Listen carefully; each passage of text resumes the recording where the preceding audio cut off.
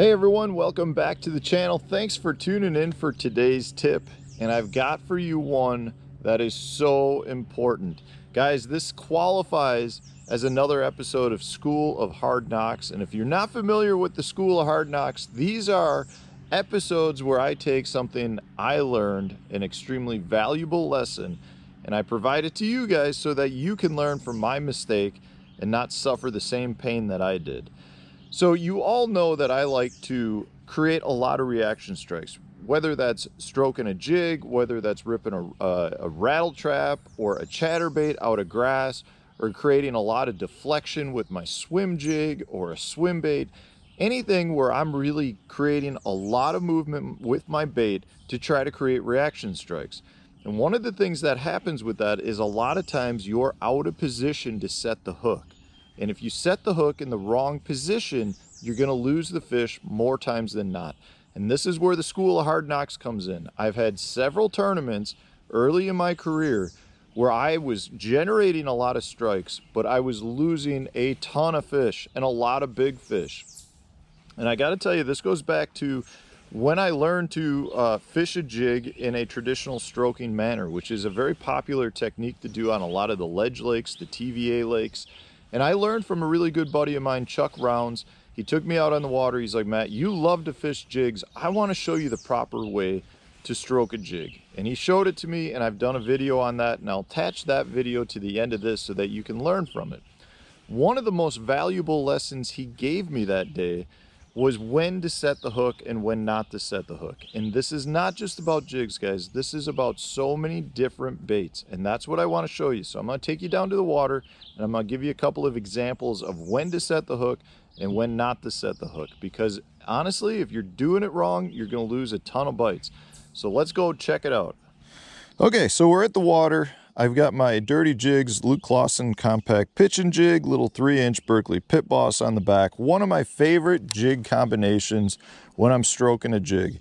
And here's the thing, guys. So we know when we throw that bait out, and I've talked about this before, if you go to stroke a jig, you're going to let the bait hit the bottom, and the correct way to do it is have a little bit of slack line, and then you're going to create that ripping sound. So you're taking it from slack to tight. My rod tip now is pointing at about 1 o'clock. The thing is, when you do that, a lot of your bites come at the peak. So with my tip up here, a lot of my bites come as soon as that bait starts to fall.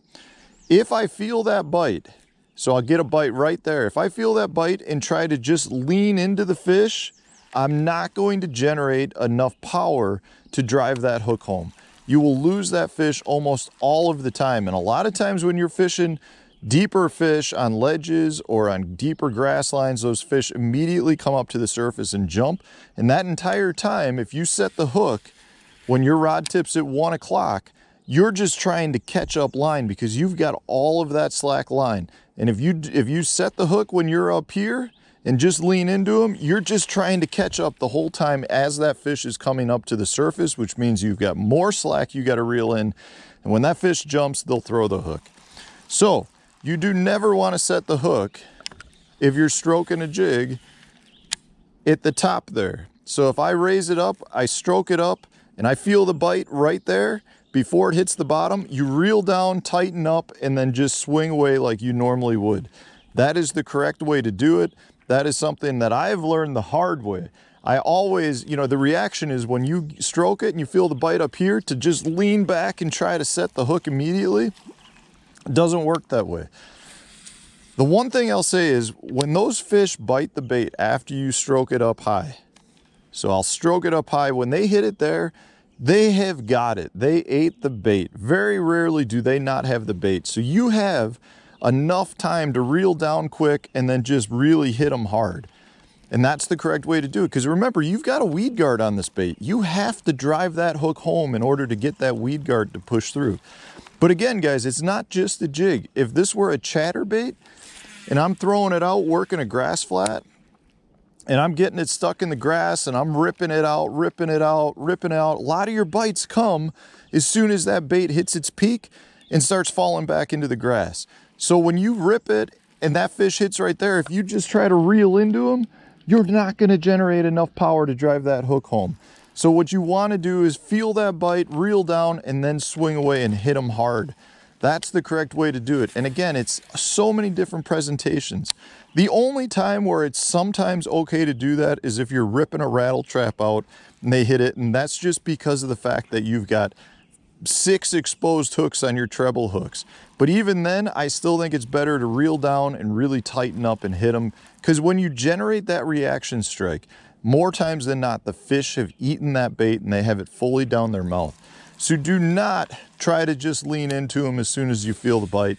Reel that slack up and then just swing away and hit them hard like you normally would. I'm telling you guys, learn from my school of hard knocks. This is the correct way to do it, and you will land more of those fish that bite. It's my tip of the day for you. I hope you take it and learn from my mistakes, because it really is a big matter. Anyways, guys, thanks for watching. Hit the like button, subscribe to the channel if you haven't done so already. Stay tuned for another video coming out tomorrow.